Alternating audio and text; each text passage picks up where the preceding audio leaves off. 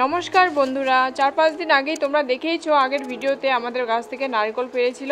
আর নারকেলের সাথে কিছু পাতা আমি বলছিলাম যে কেটে দাও, এই পাতাগুলো দিয়ে ঝাড়ু বানাবো, তার জন্য বলছিলাম কেটে দাও।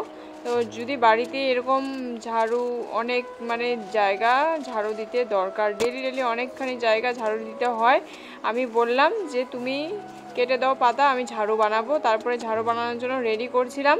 আর এদিকে যে এই ডান্ডিগুলো দেখতে পাচ্ছ, এই মাছের শীষগুলো, তো এইসবগুলো কি করব, এইসব তো খড়ি হবে, এইসব জ্বলাতে হবে। তার জন্য এখন আমি ভাবলাম যে এইসব গোটা গোটা রাখলে আর কোথায় হবে, এইসব আর কি টুকরা টুকরা করে নিলাম যতখানি পারলাম। আর বাকিটা টুকরা করা যাচ্ছে না, অনেক শক্ত, তো তার জন্য ভাবলাম এইসব পরেই দেখা যাবে। কুঠার দিয়ে আমি কেটে নেব, এটা দাও দিয়ে হবে না, জায়গাটা অনেক মোটা, তার জন্য। তো বাকি যেটুকু ছিল আমি করে ফেললাম। আর পাশের বাড়ি থেকে কিছু পাতা নিয়ে গেছে, ও ঝাড়ু বার করবে বললো, তো পাশের বাড়ির থেকে বাকিটা নিয়ে গেছে। আর আজকে আমি একটা কিছু গাছ লাগাবো বলে ভাবছি, কেননা এই ঠান্ডার মধ্যে অনেকেরই গাছ লাগানো প্রায় হয়েই গেছে, আমাদের কিন্তু এখনও হয়ই নেই। আর জায়গাগুলোতে মাটির সারও নেই বেশি একটা, তার জন্য কি গাছ লাগাবো, আর হতেও চায় না, বৃষ্টি জলে নষ্ট হয়ে যায়। আর এই জায়গাটা পরিষ্কার করে নেব আমি এখন, কেননা এই যে দেখো কদম গাছের দুনিয়ার নোংরা এসে এইভাবে দেখো কি হয়েছে।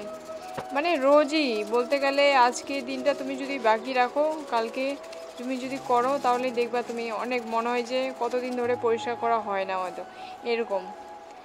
তারপরে জাবড়াগুলো আমি এখানে পরিষ্কার করে দিচ্ছিলাম, আগুন লাগিয়ে দিলাম।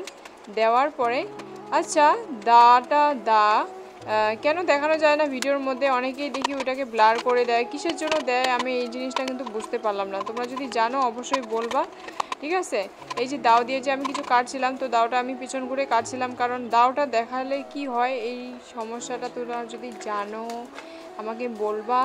আর এই জায়গাটা একটা গাছের জন্য আমি মাটিটাকে খুঁড়ে নিলাম। কি গাছ বলো তো, এখানে আমাদের আগের বারে সিম গাছ হয়েছিল, সিম গাছের বিচিগুলো আমি রেখে দিয়েছিলাম।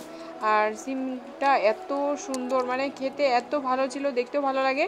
আর এই সিমটা আমি পছন্দ করি খেতে, কিছু বাড়িতে না থাকলেও কিন্তু এই সিমটা দিয়ে আলু দিয়ে তরকারি বানানো যায়, ভাল লাগে কিন্তু খেতে। আর একটু ডাল বানালে আর একটু সিমের তরকারি হলে আর কিছুই লাগে না, এমনি কথা।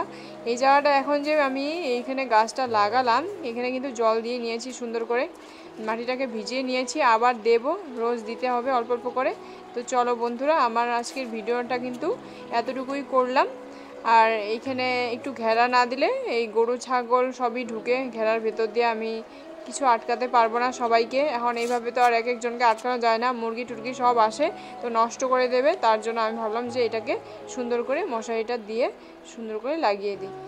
আজকের আমার এই ভিডিওটা তোমাদের কেমন লাগলো তোমরা কিন্তু বলবে, ঠিক আছে। আমি আবারও আসবো তোমাদের কাছে। এখন আমার কাজ শেষ আজকের জন্য, সবাই ভালো থেকো, টাটা।